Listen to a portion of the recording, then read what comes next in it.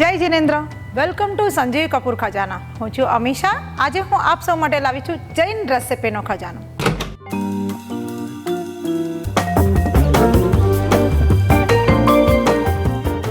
આજે આપણે અહીંયા બનાવી રહ્યા છે સાઉથ ઇન્ડિયન ડિશ, જેમાં કંઈક નવું વેરિએશન આપણે કરી રહ્યા છે.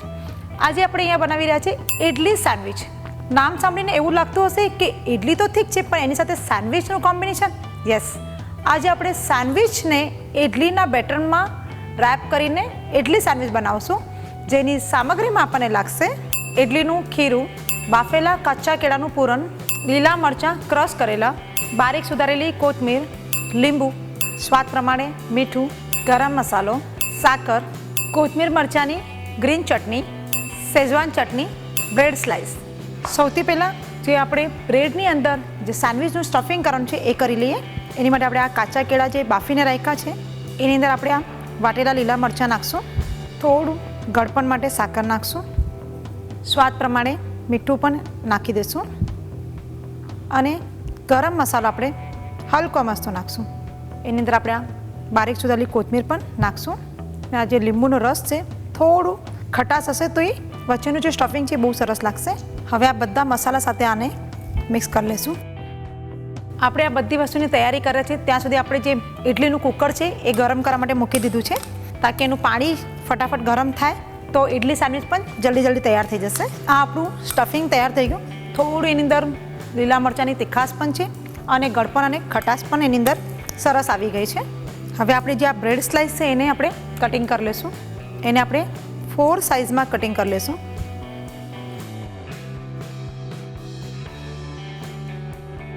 આની જે બ્રેડની સ્લાઇસ છે આપણે કટ નથી કરવાની. હવે આપણી એક સ્લાઇસને આપણે પહેલાં ચટણી લગાવી લઈશું.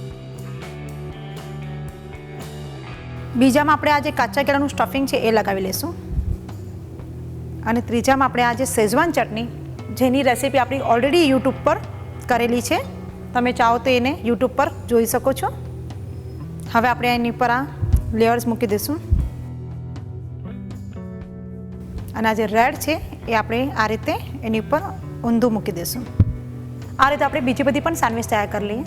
સો આપણી 3 લેયર્સની સેન્ડવિચ તૈયાર થઈ ગઈ છે. અને આપણે આ જે ઇડલીનું ખીરું છે એની અંદર થોડું હલકું મસ્તું મીઠું નાખી દઈશું. હવે આ જે સેન્ડવિચ છે 3 લેયર્સની, એને આપણે એની અંદર આ રીતે 4 સાઈડ પહેલાં ડીપ કરી લઈશું. અને એને આ રીતે ઇડલીના સ્ટેન્ડમાં આપણે મૂકી દઈશું.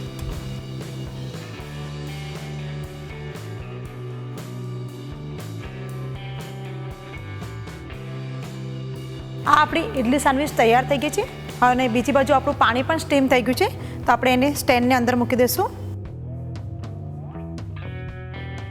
જેટલી વાર આપણે ઇડલીને લાગે છે એટલી જ વાર આપણે ઇડલી સેન્ડવિચને પણ થવા દઈશું.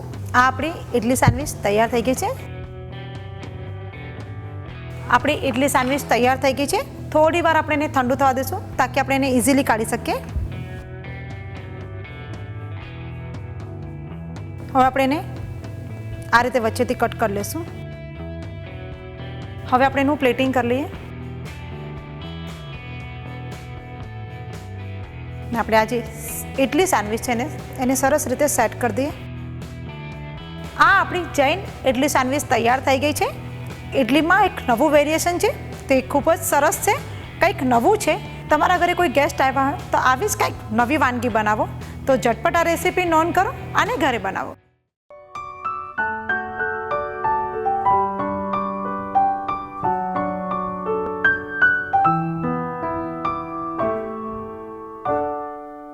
આપ સૌને જો અમારી રેસિપીઝ પસંદ છે તો અમારા ચેનલ પર સબસ્ક્રાઈબ કરો અને અમારા સાથે જોડાઈને રહો. Happy cooking.